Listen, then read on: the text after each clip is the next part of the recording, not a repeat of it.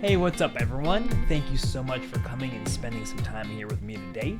My name is Matthew Lostaglia. I am the founder of Resilient Talent Solutions.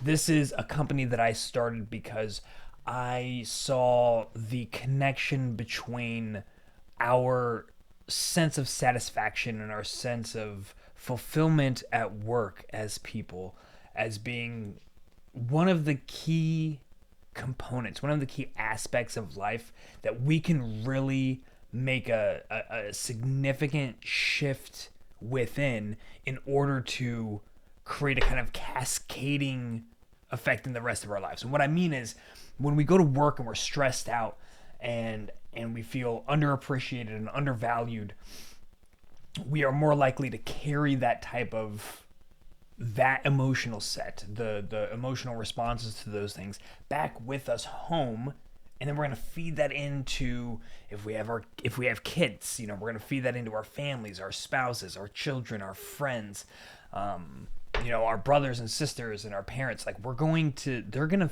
feel the output of what we are experiencing, the emotional output of what we're experiencing at work.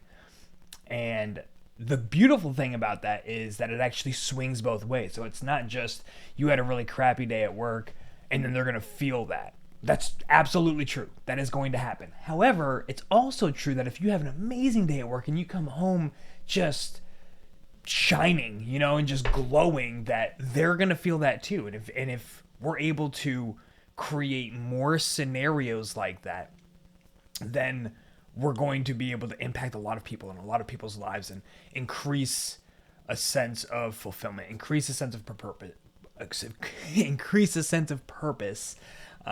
which when you do that, then you create the, repeatable kind of blueprints of that scenario that we just laid out of coming home much happier and with much more kind of zest and enthusiasm than you maybe are right now. And so my idea with this is I wanted to help people to accomplish this.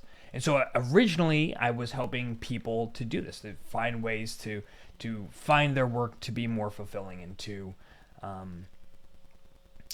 to increase their motivation. And then it hit me that why not, instead of helping people on a one-to-one level, why not help the businesses? Why not help the businesses, focus on their employees, right? Because a lot of times we find ourselves as business owners, we really focus on what the problem for our clients and our prospects are, right? Because that's why we're in business. We're there. Anybody that's in business understands that you're in business in order just to kind of solve a problem. And the more nuanced and the more complicated the problem, the higher the skill set that is required in order to solve that problem. And essentially the more money that you can charge for your services or your products. And that's essentially how most of the world works. Now, there's fun stuff. There's like the recreational side and things like that. But typically in the businesses that I'm going to be discussing, that's really kind of the focus, is solving a problem. And even on a lot of the recreational side, you're still solving a problem, right? Like if you're managing a hotel, you're still solving a problem of where people are going to stay while they're on vacation, right? If you even have like a paragliding service or whatever, you're solving the problem of, well, what are we going to do on this vacation to make it memorable, right? People have this like, oh, I want to go to, we had just, my wife and I and our kids, we just went to Hawaii to celebrate my stepdaughter's birthday. And we were looking for things to do. And so those were problems. Like we you don't think of it as a problem, but it is, like I want to go there and I want to optimize my time. I want to participate in events that are memorable, and I need stuff to be able to do. And so between looking at, stuff to do at the beach, stuff to do in the mountains, ways to integrate with the culture, kind of Polynesian and Hawaiian culture, like finding events and things to match both of those, to match the event side and the kind of categorical side with memory side, those are problems to be solved. And so each service, like, you wouldn't think a luau is solving a problem, but solved the problem of where we were going to eat. So it answered the question of how are we going to get to know a little bit more about Hawaiian culture. And so it was really cool. But yeah, so that's the whole point being that, like, we're in the business of solving problems, and we look at how we solve the problems for the people that we are, that we're providing services or products for. But oftentimes we forget about how we solve problems for the people that we hire, right? And because a lot of times, and I think historically what is the case is that we think about this like, okay, I hire you and that's solving the problem. And now it's time for you to solve problems for me. And I think that this is where the biggest, I think this is the single biggest problem with almost everything we're going to talk about once it comes to retention, and even retention feeds into, like, talent retention feeds directly into talent acquisition. So if we want to look at how to attract people and how to acquire them, it's a lot of it is in how we're retaining our current people. We can take what we're doing with our current people who are choosing voluntarily to stay with us, and we market that. Like, and you can talk to your people and be like, why are you staying here? Like, that's an okay conversation to have. I know it's crazy. Communication, mind blowing. But you could do it. You can have that talk, and then you can, like, oh, I didn't even realize that was a great selling point, or like, you really appreciated that. That's cool. And then you can add that into how you kind of reach out and attract talent, right? So I think, like I said, that disconnect is probably the single most important aspect, or one of the most principled aspects that we really need to be focusing on. Right, so we need to think of it as an ongoing relationship, because it is. You need to think about this as like an enduring project, not like, okay, I hired you, cool, now do work, and continue to do work, and always show up to work on time, never have car problems, never have problems with people watching your kids. Just show up at the same time every day, that you're supposed to be here, and do your work and do it well, and then go home, and I don't care what you do, right? Like, we are so far beyond that, any sort of stage of reality, if that was ever a thing. We're so far beyond that's not acceptable, and we're seeing the proof and the evidence of that in the high attrition rates and in people that are quitting their jobs right now, especially in the in the manufacturing industry. Huge numbers of people quitting. It's bananas. I don't have them pulled up right now, but I know that in the, oh gosh, I could run through. So big picture resignation numbers for the United States, we saw, what was it? In November of 2021, we saw 4.53 million people quit their jobs. In that month, 4.53 million people quit their jobs. I'm pretty sure that's close to double the highest number we had ever seen recorded in history. Now, there is like kind of a per capita kind of thing that you have to take into consideration, because just there's more human beings, right? But at any rate, in the modern era, that is almost double anything that we'd seen before. And there has been some, it started kind of going down. It hit like, what was it, 4.53, and then it hit like 4.3 in January, then 4.2 in January, and we're like, cool. And then February, 28 days, little baby February, it shot back up. I think it was 4.35. So it went from 4.2 million people quitting their jobs in 1 month to 4.35. And I'd have to go back in and check out March. And I'd have to go back in and check it because I'm not exactly sure. Pretty sure it stayed about the same if it didn't go up. And when I say stay the same, it means, again, around 4 million people quit their jobs again in that month. It's not like It's not like those same people stayed quitting their jobs. It's not like a tracking mechanism that's like, okay, these many people have still quit their jobs from the month. You know, it's like this month, that many people did it, right? That many people quit. And so that's why I started the business, and you know, to answer both of these questions, to address both of these problems simultaneously, right? How do we create a sense of fulfillment and purpose and increase motivation as the employee, as the person that's going into work? Especially because, I mean, honestly, like we hear all the time that, you know, you should find something that you love to do and then find a way to make money doing that. And that sounds great. And that if you can do that, awesome. But there's so many people that life gets in the way, or life got in the way, and it's going to be really hard for them to try to find a way to do that now. But they have a certain amount of skills, or, you know, whatever the case may be. They don't really have a hobby that they can monetize. They're going to be doing work to earn money in something that they're not intrinsically passionate about. So it's one of my passions to help those people to find more internal, since it won't be intrinsic. It's not like a natural part of who they are, but a more internal sense of motivation, rather than external. And so real quick, just to take a look at that, before I talk briefly again about the other side, the business side.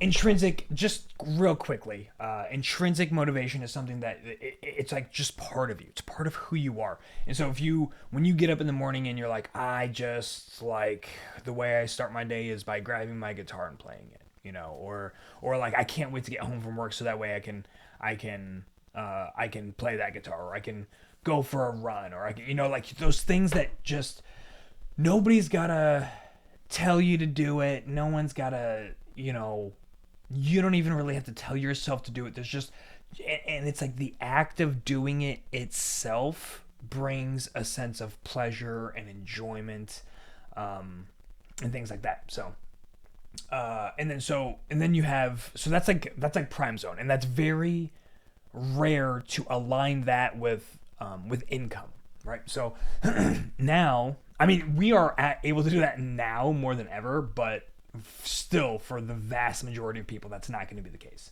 So then we want to look at what we can do, right? And so there's internal and external motivation. And external is basically like carrot and stick, right? Like, hey, if you don't show up to work, we're going to dock your pay. If you don't show up to work 3 times in this period of time, you're going to get laid off.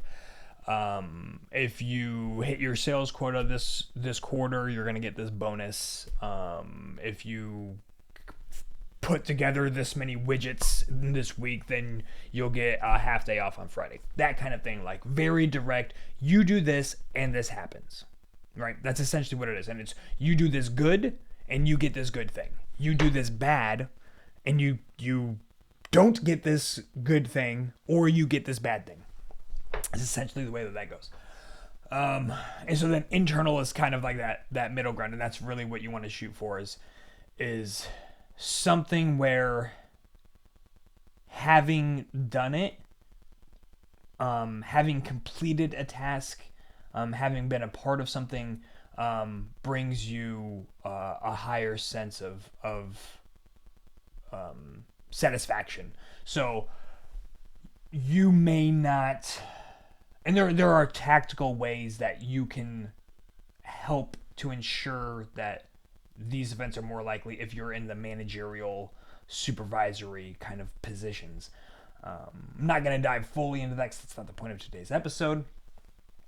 But it's stuff like, you know, you want a sense of autonomy. You want to be able to understand kind of where your set of tasks falls into conjunction with everybody else's tasks to fulfill the mission, understanding that your work is valued and that you value it because you understand that position of it, being able to follow through with something from beginning to end. These kinds of things are what help us with the internal motivation, just because it's like the way that we're wired, right? If I'm just taking a rivet and putting it into a car, it's a different into a car door.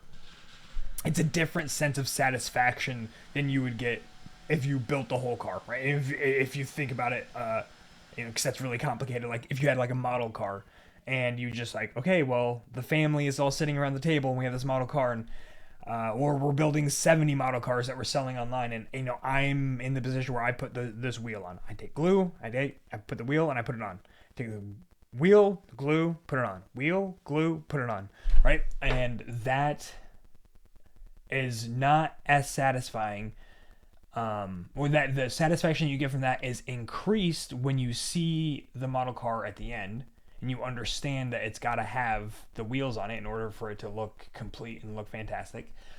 It's even more so if you were involved in more of the steps or in all of the steps. If you were the one who started the car and did the whole thing by yourself, then you're gonna get a larger sense, and then you can find middle ground. Like, okay, you do all the wheels, you do the wheels and the doors, and the kind of the larger the scope, the better. And then, like I said, the autonomy. So, hey, listen, we need the wheels on the car, and the wheels need to be able to stay on.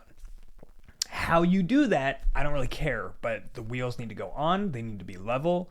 They need to look right, realistic, and they need to stay on the car, and they need to be able to turn, maybe, and then outside of that, like, that's what needs to be done. That's the end product. Now, how you get there is on you. All of those ways are ways to spur the internal motivation. But so, like I said, I wanted to marry that strategies and tactics to do that with for the individual, for the employee, with the employer, and wanted to look at how do they help to create that environment. And in the process of thinking about this, it was a lot of the thought was about, well, why would they care? Like, they're gonna hire people, and like, who do I care? Why would I care? What motivates you when you're here to put rivets in a car door? You know what I mean? Like, I know that you're not gonna love this job. You're not gonna love this job. Let's not play around with it. Get to work. I'll pay you. I'm paying you for your time. I'm not paying you to enjoy yourself, right? And so, but like I said, that the pandemic was a real big eye opener, and that Great Resignation, all these people quitting their jobs, it's changing the game a bit, and now we're seeing. Actually, you know what? I think this is a good time to go ahead and dive into this. So what I wanted to do today was actually to go over this article I was reading by Travelers, which is like the insurance company, right? This blew my mind, right? Like, 'cause I read this article and I was like, okay, 3 steps to help attract and retain skilled manufacturing talent. I'm trying to find the date because I think that would be relevant. Ironically, I don't see it. That's okay. I mean, it's copyrighted 2022. That doesn't mean that's the date of the article. It's weird. It says but here's, okay. So, like I said, the title was 3 Steps to Help Attract and Retain Skilled Manufacturing Talent. This is by Travelers, who's an insurance company. This is really weird. So, wait, let me dive in just a half a step a little bit further. This is not just by Travelers. This is by Travelers Risk Control Group, right? Like, it literally says on the page, Travelers Risk Control. That's who wrote this article. An insurance company, and within the insurance company, their risk control, like, department, section, whatever, person, wrote an article about 3 steps to help attract and retain skilled manufacturing talent. Now, that seems like a different hat, if you ask me. That's not the same thing. It's very different things. But that said, it is very interesting the steps that they kind of came up with, and some of them are really good, and some of them are just like, you could tell they were on the right track. It's just not necessarily their wheelhouse. So, what are the 3 steps? They are let me see. Let me make sure. Okay, 3 steps. 1, attract qualified manufacturing talent. Well, that already doesn't make sense, right? Because it says 3 steps to help attract and retain skilled manufacturing talent, and then the first step is to attract qualified talent. So I guess the qualification there is qualified manufacturing talent. It's just like, that's okay. It's not great, not very promising from the get-go, but we'll roll with it, right? So attract qualified manufacturing talent. Step 2 is develop talent pipeline, and step 3 is prepare for a changing workforce. So within step 1, this is what they recommend for recruitment and onboarding. And so this is interesting because step 1, it states attract qualified manufacturing talent. It says, make sure that when you're posting the job listings, you want to accurately describe the job demands. Like, you want to be detailed about it, which is really important. It's very true that you want to make sure that the requirements and the demands of the job, like if there's a physical component, you gotta be clear, so that way somebody doesn't come in, they have all the technical expertise, but they need to be able to lift, a 50-pound piece of machinery from here to there. Every once in a while, that they're able to do that too. Like, having that kind of stuff clear from the get-go is very important. But I mean, and so what that does is, some people might think that, okay, well, that doesn't attract people, that will push people away. Like, okay, well, I can't do that because I can't lift 50 pounds, and I can do all of the work, and I understand how to work with that equipment, but I can't lift that much weight. Or the other way around, I can lift that much weight, but I don't know how to work with the equipment. Well, what this does is, again, it's not just attracting people to the job, it's attracting qualified talent. You want to actively repel the people that are not fits for the job. That's what you want to do. You want to be pushing away 99% and attracting in that 1%. And then you sifting through that 1% to find the 0.01%, the person you actually want to hire. But then in the middle of this step of attracting, step 1, remember, is attract qualified manufacturing talent. So the first thing that they say is, accurately describe the job. Cool. Seems like a random one to really put first, but that's okay. It is good. Then it skips into onboarding. Onboarding, the process of bringing somebody who has been hired and like walking them through the facility and showing them what they're going to be doing and introducing them to people and getting them enrolled in like their training programs or on the job training, or who is going to be their mentor, how things work, the scheduling, all the different POCs. How does that attract qualified talent? It doesn't, and it's another one. It's one of those things that, like, this was written by the traveler risk control group people. Like, just, what are you talking about? It's absolutely bananas. And this is why this is one of the reasons there's a problem here, is that you don't have qualified people giving a real answer, real solutions to this in a way that makes sense. Like, and it's not to say that onboarding isn't important. Onboarding is super important, but if you can't even, like, in your head, in your mind, you can't even put these things in a way that makes sense, it's just immediately discrediting, and it really threw me off. But what they did follow on is two very interesting things that I thought were important after that, which is create a model hire. So that's they didn't do a good job of explaining this, but essentially what you want to do here is you want the kind of perfect employee, and what this does, what the activity of creating the perfect employee does, is it gives you kind of tangible attributes and tangible knowledge points and experience that this person has. And then what you can do is you can use those attributes and those things, like, if you do this exercise and you do it, like, if you have a couple of partners, or if you are, pitching it around with, like, your HR people, just depends on the size of your organization, or even if it's just you, if you create the model hire, and, like, for this position, we need a person to have this many years experience in the field. They have to understand how to work with this type of equipment. We're willing to train on ours because this is a proprietary piece of technology or whatever, but you need to have spent this much time working around it and that kind of stuff, and whatever else. And so you want to make sure you have all that listed out, because that way when you have 3, 4, 5, 6, 15 different people that have applied for this job, you can grade them. You can create a grading scale against each one of these kind of components. And that's something that I'm going to dive into more in a different episode. We'll go full hog into like a model hire. And then the other part of this is attracting qualified manufacturing talent. The step one was be willing to train. And that goes into kind of the model hire and everything. But it's you right now, especially for manufacturing, but for a lot of industries, it's going to be very important for you to take the people who are on the verge of retiring and use them to create a kind of training program to help bring people on, in a way that's most effective, most efficient, most effective. And then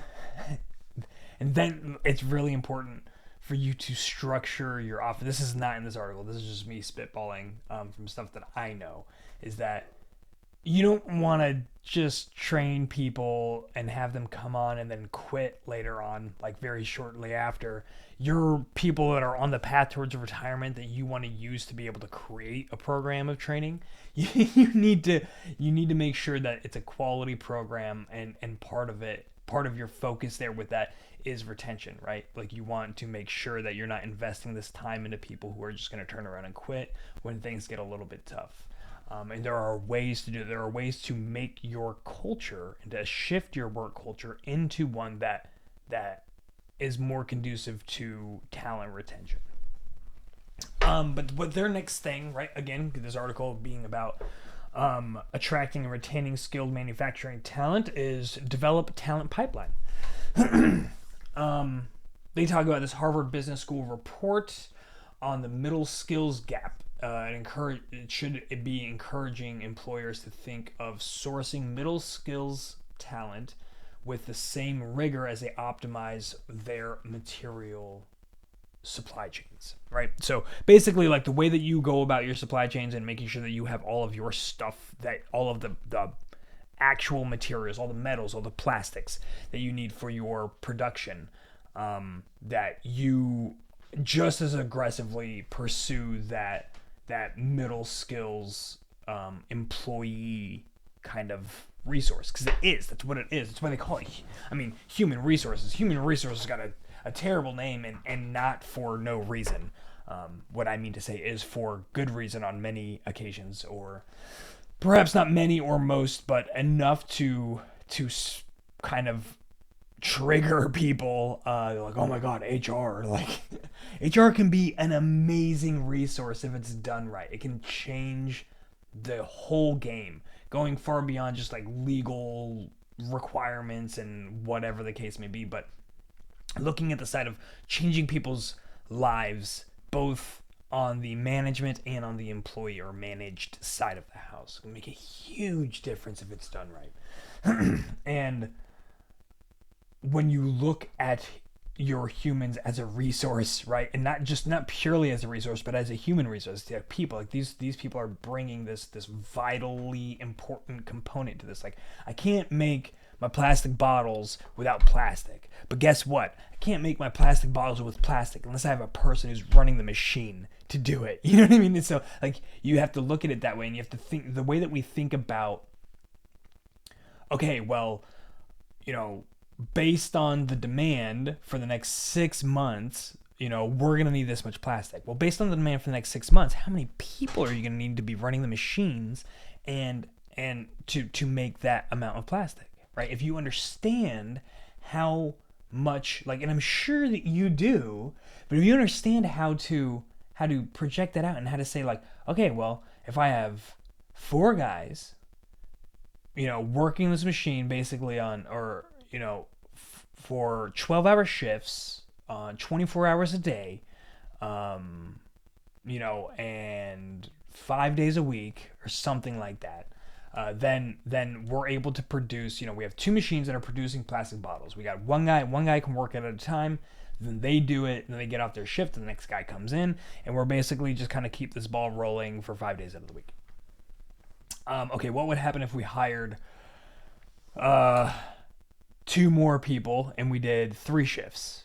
would each shift become more productive than the one before? How much more productive versus the cost? Would we be able to work in with 6 people now? Would we be able to work in Saturdays? How much more does that bring in? And you play around with that, right? And find a way to make that work. But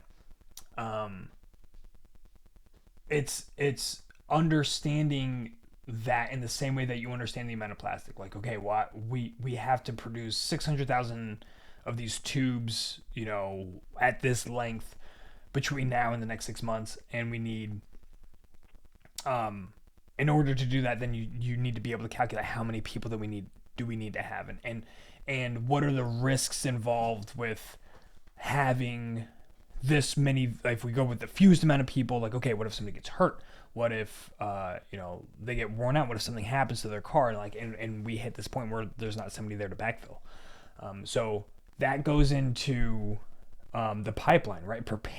Developing that talent pipeline. And what they don't talk about here is the amount of planning that needs to, and planning and action that needs to go into the preparation, right? Like the constant work that your pipeline needs, right? So you need to develop your pipeline, but that makes it sound build pipeline. Develop talent pipeline sounds like you develop the pipeline and then you're good. But like, this is another thing. This is an enduring task that needs kind of constant attention. And it's one of those things, just like most other things, when you have a baby requires a lot of attention in the beginning. And as they get older, they're a little bit more self-sustaining. It's the same thing there. Like, you got to spend a lot of time really understanding the different positions within your organization to have like your org chart, to have a really good, amazing org chart. This is another one of those things that I will definitely dive full on into in a different episode. But when you have an org chart that's worked out, then you can create future org charts that compare to your current org chart, and you can kind of map your way from one to the other. Like, if you sit there and create your most ideal org chart to, for optimal production, and then you look at that, cross-reference that with where you're at, there are ways to do that. It's very, very interesting stuff, and I'm actually looking forward to that episode, because that'd be a good one. But it's not, my point is that it's not a stagnant thing. You need to give it a lot of attention. You have to do a lot of kind of work on the front end, a lot of planning work, and then it becomes a little bit less, but then you need to be taking actions to keep that pipeline alive. You don't want somebody to be like, oh, hey, it turns out I'm going to retire, or I'm going to quit, I'm going into this different industry, and then or I just got a better offer from somebody down the road doing the same job. You don't want your recruitment campaign to start then. I mean, you don't want to start thinking about it then. You know what I mean? Like, oh man, I gotta like write a job description. Like, can I use the same job description that I used when I hired this person? Oh shoot, it turns out that I actually had that person referred to me. I didn't even write a job description for it. So this person just fell into my lap and I don't even have it. Now I have to create this whole thing from scratch. Like, no. No. That is not the way to do it. You need to have all of these things already done, and it needs to be on a kind of a constant running reel, and you should have a list of like these kind of ideal people that you would want to bring in, and these targets that you want to, like, talent targets that you want, like, oh man, if I could get him, that would be great. I know he's working over there, but I want to keep him on my list, because in 6 months, maybe 2-3 years, something happens and I give him a call, like, hey, I don't know how you doing, just want to check in, maybe I'll take you out to lunch, and then you get a feel, and they're like, hey, you know what, turns out like some stuff's going on in his life and he needs to change, he needs flexibility. You know what, I can offer that to him because I want him over here. But there's a lot to that. Basically, the point is that pipelines don't exist in a vacuum. They exist in the opposite. They cannot exist in a vacuum. They must exist in the atmosphere, in the world around you, and you have to be stoking it, and you want to get it to a point when it's developed enough. And that's another thing that this doesn't really dive into it's like just one last little bullet not even a bullet, it wasn't even its own bullet, it's the last little comment in a sub bullet of this point. It was like workforce planning. It was like, that's like the most key thing, that you have to be planning the workforce. It should be its whole own point. Like honestly, the workforce planning, yeah, it should at least be its whole own point under developed talent pipeline. But I'm not the author of this article. I'm just me, just a talent manager. What do I know? Another interesting part about this, beyond that, another way to kind of develop that pipeline, cool, interesting strategy that they actually brought up that I thought was good, was partnering with community colleges and schools. Like this is another thing about leaning forward.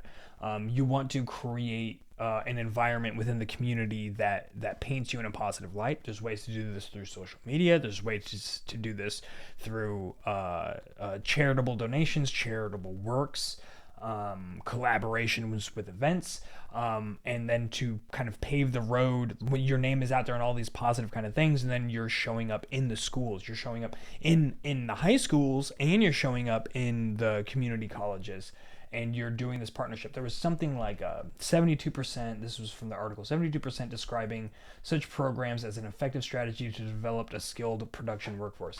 Now, there's a lot of subjectivity in there that I don't like, and I actually went to the source article for that, and I couldn't pin it down either, which I also didn't like. It made me feel very insecure in this, which is why I'm letting you know. This isn't my stat. This is from them, and it didn't seem to be well referenced. And what I don't like about it is that it says, as an effective strategy to develop skilled production workforce. What? I need details. Like, how was it effective? What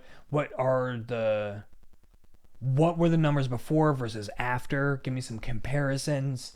Give me the type of longevity that people had, and so on and so forth. Like, it's not enough, But partnering with these places will allow you in the communication necessary to let them know, listen, I don't need a degree. Like, your people don't need a degree to get here. If they take these courses or they get these certificates that you guys provide, or if you guys can get access to be able to provide these certificates, then you do this, we can offer jobs for people that leave here with that certificate. Now, if they want to get a degree too, that's on them, that's on you guys. But if you need if for your organization they need a certificate to fulfill a certain job, you can try to work that in with a school to see if they can do something to provide that kind of certification, which I think is great.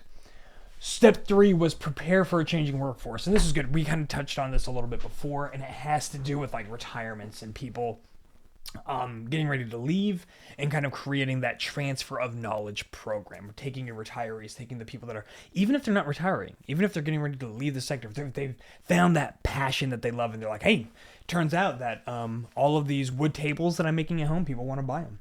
And I've been doing that for a while, and then I can do that for my sole income now. And you're like, good for you, man. Like, hey, how about this? Can I offer you, you're going to do that full time. Can I offer you a part-time job, where you come in and you do a skills training thing 2 days a week, 3 days a week, and can we do 3 days a week for 2 months, and then 2 days a week for another month after that? And like, you can negotiate these kinds of things with them as they're getting ready to walk out the door. And you can do the same thing for people that are getting ready to retire, right? You want to find a way to transfer the skills to the new people that are coming in, because that one-on-one kind of training, or that one-to-few kind of training, is so powerful. And so understanding the dynamics of the workforce and leveraging what you have now as resources into,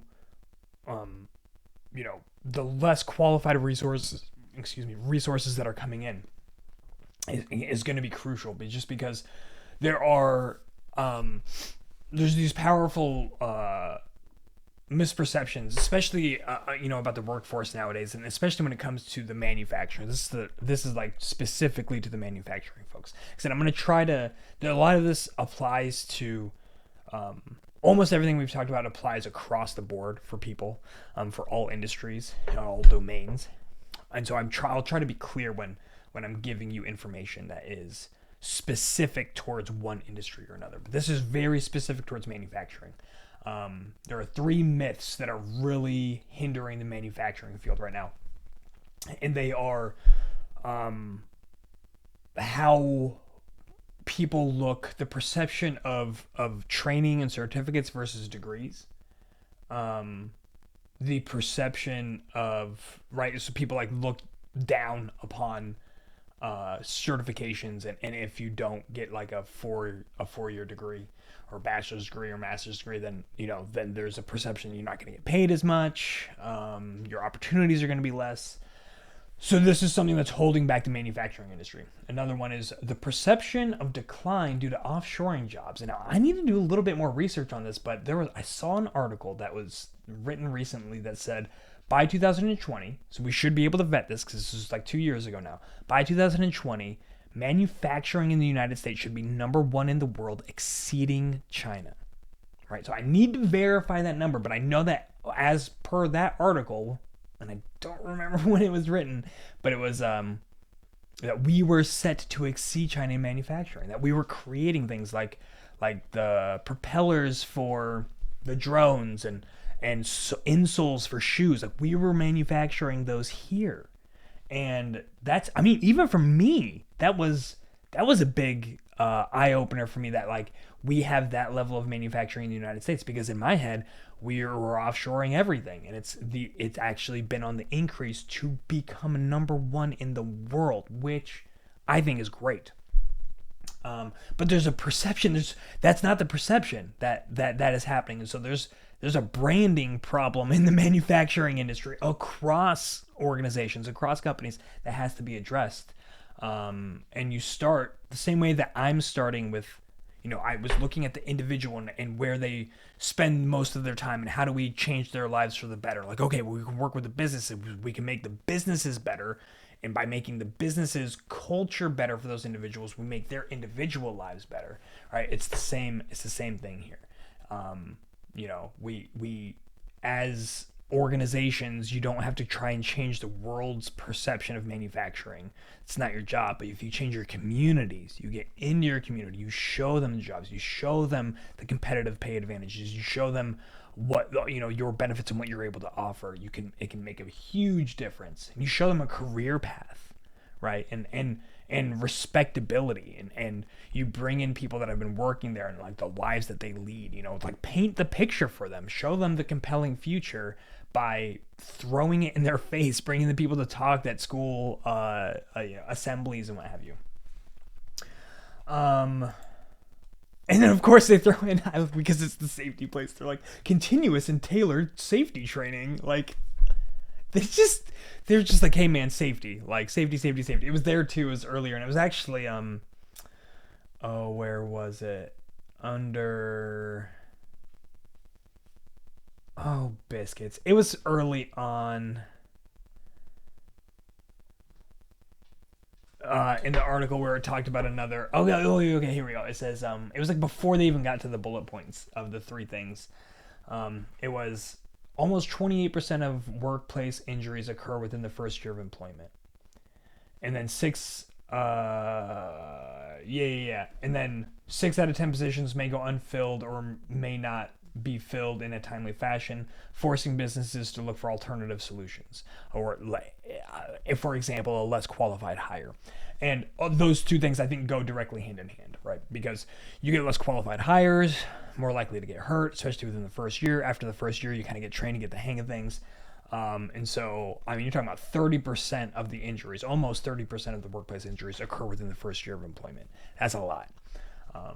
Just because you're first year versus all of the rest of the years, right? So almost a third of them are happening within that first year. So that's something that you can address, especially when you think about retainability. You don't want, a good marketing campaign does not include people that are getting taken out of that workforce within the first year due to injuries. And then another fun statistic that was thrown out in the beginning that wasn't necessarily a safety one, but it was an industry survey by the Manufacturing Institute revealed that it takes an average of 70 days to recruit skilled production workers, and further on-the-job training on sophisticated and often customized production line equipment. And so this goes back to what I was talking about with like, you need to have the protection, the pipeline, that talent pipeline. You need to have that established and kind of constantly running and churning. Like, you know, it takes a lot of effort to get that fire kind of built, and you got to collect all the wood, you got to build it up, and then you got to start it, you got to have all the kindling. But once it's up and going, like, you just got to throw a log on every once in a while. And so this is the same kind of thing. You got to throw the log on, because if you're trying to start the fire, that's that whole 70-day process. So like, it wasn't me just talking hyperbolically, like by the industry, by the Manufacturing Institute, right? So, and you can find that at the manufacturinginstitute.org. It takes 70 days to recruit skilled production workers.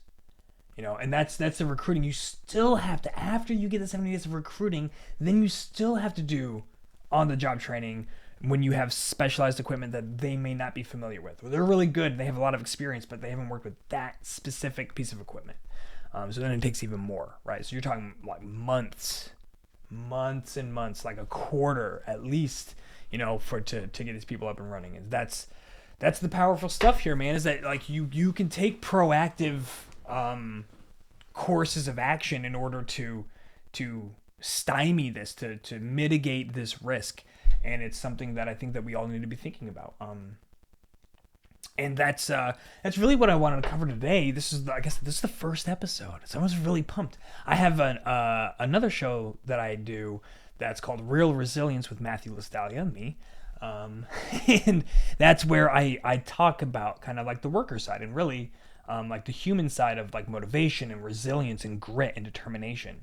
Because I was a master resilience trainer in the Army for about 6 years. I continued resilience mastery training on the outside on my own for years after that, and it's something that I'm very passionate about. And like I said, that's what brought me in to this side, to this strategy, to this business, was considering how to best implement those tactics and strategies that I learned there.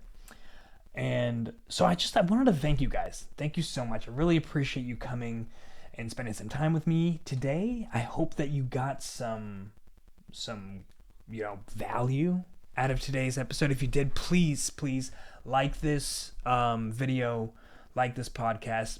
More importantly is subscribe. And on whatever, if you're on a podcast version of this, then please, if you feel like I earned it, give me that 5-star review. And like I said, if it's on the YouTubes and you're watching, thank you. We appreciate you. And I love to have you guys here. And so we will continue doing these. You guys continue to show up. You continue to like and share the show and subscribe. I will continue to show up to do this, and we can do it all over again next week. I appreciate y'all. Have an amazing rest of your week, and I will see you next time.